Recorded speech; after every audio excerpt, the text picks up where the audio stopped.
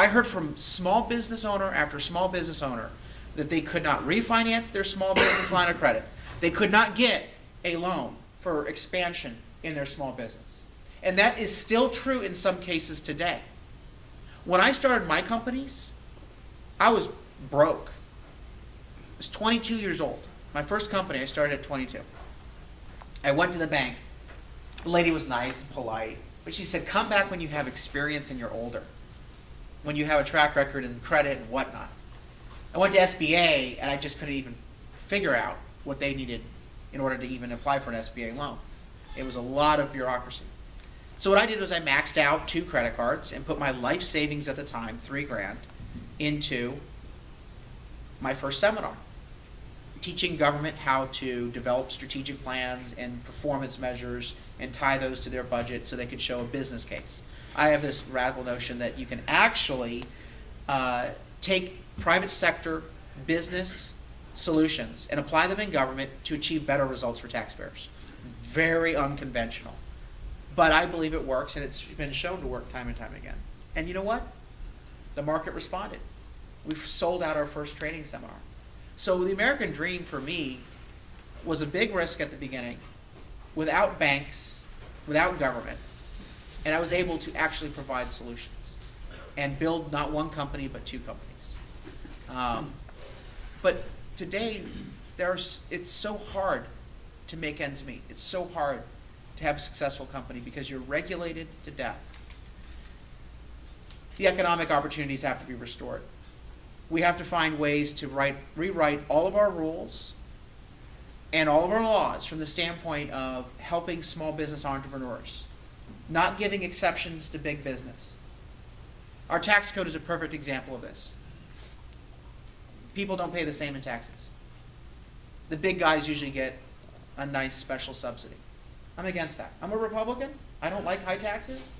What I want to do is get rid of those special loopholes and give tax relief to everyone. Buy down those rates. Help out that small business owner.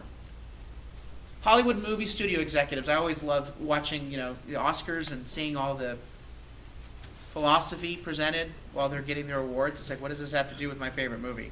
It's, political speech. Well, they talk about the 1%, and, golly, we all need to pay our fair share in taxes. But you know that Hollywood movie studios get one of the richest set-asides in the tax code? $480 million tax break for Hollywood movie studios. $480 million. And now, with every bill that passes, they write in a special subsidy. There's a mohair subsidy. I don't even know what the hell mohair is, but it gets a subsidy. There is in the debt deal that they did in January, they decided to put in a tax incentive for windmills. I love renewable energy. Absolutely love it. But let's let the market drive that. I don't want to have government pick winners and losers. And don't even get me started on the whole bailout in the terms of what special consideration banks got. So the big guys are always getting something because they have the money to buy lobbyists to have a seat at the table. They got a seat at the table and we're on the plate. And that's got to change. And you know what? I'm going to take on the Republican Party and I'm going to smack them around for their policies that haven't been fair and equitably applied to everybody. If it's good enough for the Wall Street executive, it should be good enough for that small business entrepreneur who wants to get the hot dog cart, for God's sakes, or whatever line of business you think you can make money in and that you'd be happy being an entrepreneur in. Free to be in the job of your dreams. And you know what? I know that might sound hokey, but if that's our vision, free to be in the job of our dreams, and we apply every single policy, a test, to whether or not it advances the opportunities of people to be in the job of their dreams, fairly across the board for every level, we'd have far better policies, and we have a much stronger and healthier economy. Second, free to be. You should be free to be anyone you are, with full rights, equal protection under the law. And this is where I'm going to take on the party on social issues. Now, I know some of you may have different views on social issues than I do. I was raised by the Jesuits, Catholic military school and elementary school, Catholic boarding school for high school, a Catholic college. I have views, but I don't want to take my views and mandate that you follow them. I think people should be able to decide personal, social issues in the context of their own faith, their own personal circumstance, their own family structure. If you're for economic freedom, if you're for financial freedom, then let's be philosophically consistent. Err on the side of being for personal freedom.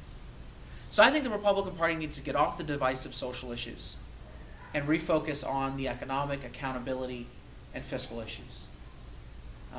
And I would trust you far more than a member of Congress on the House floor to decide those issues, whether it's the Second Amendment, whether it's reproductive rights, whether it's same-sex marriage, whether it's medical marijuana. I don't want a congressman who can't even balance the damn budget to make that decision for me. I can do that just fine. And I know that may mean that we disagree on certain issues as individuals. That's okay. I don't want to have that conversation tripping up and dividing us in the government discussions on important issues. You should be free to be who you are, equal protection under the law. Third freedom. You should be free to afford your tuition. And this is huge for the millennial generation. As I mentioned, I was orphaned at 13. I didn't have parents. I had scholarships, but I had to get a job. When I showed up at Georgetown, I had $36 cash in my pocket. I had a couple boxes and a suitcase.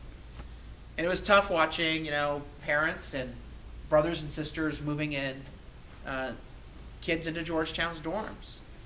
And of course, they'd hit the bars and they had a great time because they had spending money.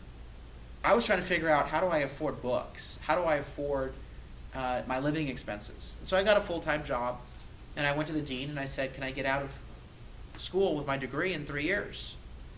And I had to take extra courses so that I could get out early. It was a life-changing experience for me because with that degree, it allowed me to start my first company. It allowed me to have the career opportunities. I could not do that today. I'll tell you this right now. Given the cost of education, because I checked out Georgetown's cost. I checked out the cost of colleges here in San Diego. I don't know how it's getting done. I don't know how your parents are doing it. I don't know how you're doing it. Because I know that if I were in the same situation that I was in 1993, I would not be able to complete my degree. As your next member of Congress, I want to do something about that. Obviously, let's talk student loans. Let's reform the student loan programs so that we open up competition. You see a lot of the student loans are not able to be refinanced. And there was a recent report from the federal government that said that the banks are saying we can't write off, we can't refinance, we can't restructure the loan, or else we will have legal or accounting challenges. Fine, let's change the darn law. If there's something that you're pointing to in the law that's keeping you from renegotiating or refinancing a student loan, so someone can actually make the payments rather than default on the payments and ruin their credit, let's make that happen.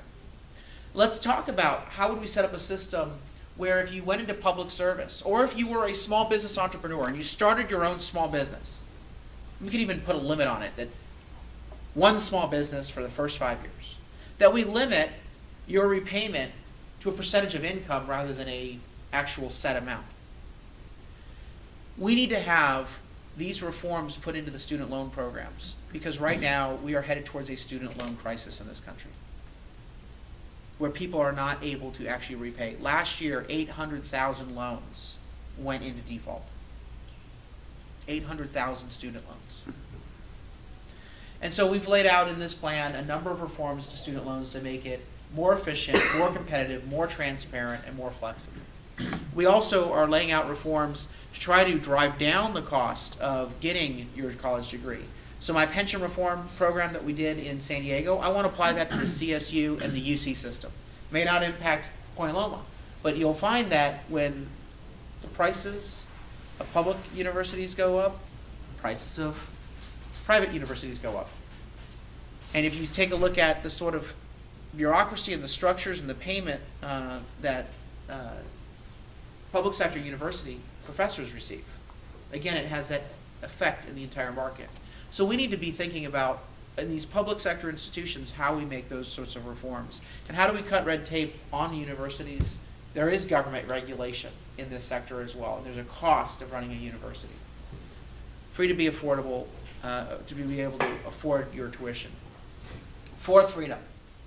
Free to be able to choose your health care. And it's a basic, it should be as basic as going to see your doctor. Do you want a government bureaucrat standing between you and your doctor when you get sick, making decisions for you? Because that's what's happening right now in healthcare. You're about to see this intrusive, government-centered disaster implemented in the country called Obamacare, where it's not going to make healthcare more affordable. It's not going to make it more accessible. Now let's start out first. You can't fix something if you don't have a solution. The healthcare system was broken before Obamacare. Obamacare makes it much worse. But I want to challenge the Republican Party. What are you going to do to fix healthcare? Because obviously there was a vacuum and a bad idea filled the vacuum. So what is your solution to reforming healthcare? I don't think it's going the way of Obamacare. I think it's actually finding ways to make a cost crisis in healthcare go away. Managing costs. A lot of the costs are driven up by lawsuits. A lot of the costs are driven up by the fact that you have government regulations that are forcing doctors to basically prescribe treatments and tests that they know are not as effective, but they can't make money on the things that you actually need, so they overprescribe. Perfect example. I went into the doctor. I'm on a health savings account, and this is what I really suggest we expand health savings account for younger generations. I went in after the election. This was in January, because my elbow was hurting me so bad after the election. Couldn't figure out why. And the less I did with it, the worse it was. So I go into the doctor, and he said, I know what's wrong with you. You have politician's arm. I said, well, what's that? He said, well, you went to so many events and shook so many hands that you got basically tennis elbow. He said, so here's a $5 brace, put it on, and he taught me how to do certain exercises 3 times a day. He said, you're going to be fine. After a couple of weeks, the muscle will heal, you'll be fine. He said, but let me order up an x-ray on the off chance that you have a tumor in your elbow.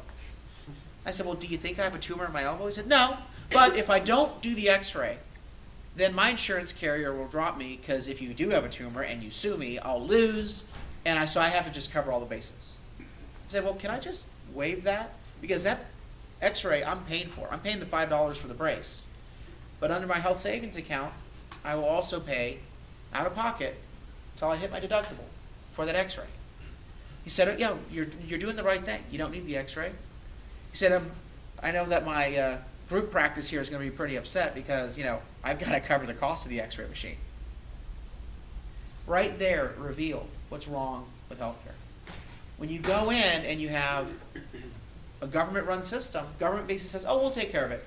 We'll make sure that everyone else pays a portion so that whatever the doctor orders up, you're going to get. And whether you need it or not, whether it fits your own personal circumstance. That's not the way to run healthcare. Lawyers, government bureaucrats, they should not be the ones deciding treatment. It should be the doctor and the patient. And the more that we empower the doctor and the patient in this system, the more choices and competition we have, the better healthcare outcomes we'll get. Obamacare is going to hit you the worst. Younger generation premiums will be far higher than the actual cost of your insurance, so that they can take the excess money and subsidize other generations, particularly those 40 years and older. So you get this logic that government's come up with. Those that are already saddled with student loan debt and have challenges with economic opportunities with this bad economy, we're going to charge them more than they should be paying. And by the way, we're going to make it a mandate that if you don't get this health insurance, we're going to tax you with a penalty. it's not a system that's sustainable, and we need to demand that we reform all of these government regulations that have just been put in. The Obamacare bill was 1,200 pages long. They didn't read it before they passed it. You know what the regulations are? We're up to 72,000 pages of Obamacare regulations. And I know you aren't going to find one member of Congress that has read every single one of those 72,000 pages. I bet you the Health and Human Services Secretary has not read every one of those 72,000 regulations. That's not a way to get better health care. The fifth and final free to be is the issue we started with at the beginning. You should be free to live your entire life without having to pay off the debts of someone else. That's why we have to insist on budget reform in Washington. We have to fix the fiscal crisis. We have to reform entitlement programs. And we have to do it now. Because every day that we wait, it's getting worse for you. More and more debt. And so those are the 5 free to be areas. You should be free to be in the job of your dream. You should be free to afford your college education. Free to be who you are with equal protection under the law, with rights, without government deciding social issues. You should be free to decide your own health care choices, and you should be free to live your life without paying off prior generations' debt. Simple concepts. And I don't think you could apply a Republican or Democrat label to those free to be statements. In terms of the solutions, in terms of how we get there, maybe there will be disagreements. But we have to insist that our leaders maximize freedom in each of these areas. And we should apply their solutions, their proposals, always, to whether it maximizes freedom in each of those 5 areas. I'll open it up to questions and suggestions. I really get most of my ideas from forums like this. Whether it's becoming aware of a problem, or someone saying, hey, this is what I think you should do. This is my idea for solving the problem.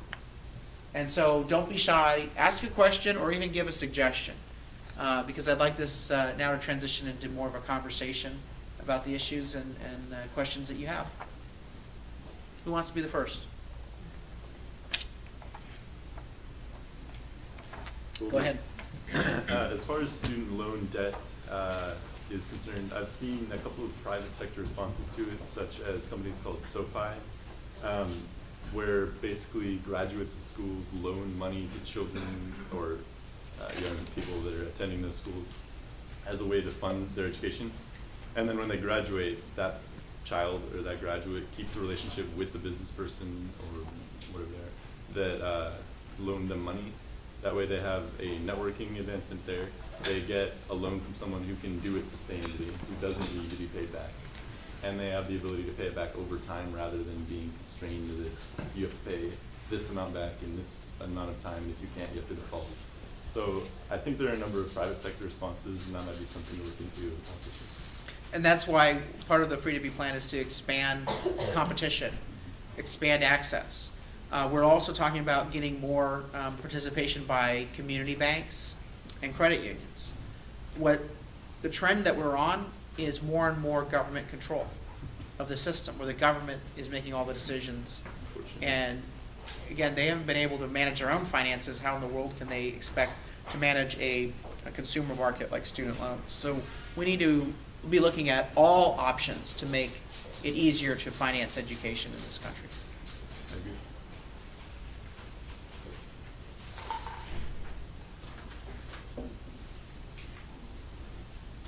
No questions? Got us all in a trance. Yeah. Earlier you said you balanced the budget for San Diego with your group about raising taxes and such, but what did you guys focus on cutting then to make up that deficit? Oh, I love it when they say, what did you cut?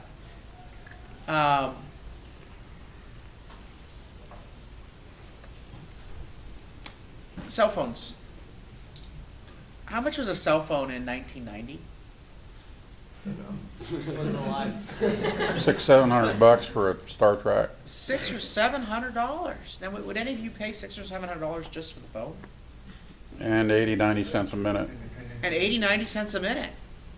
So, in the cell phone market, we've seen to have come up with ways in the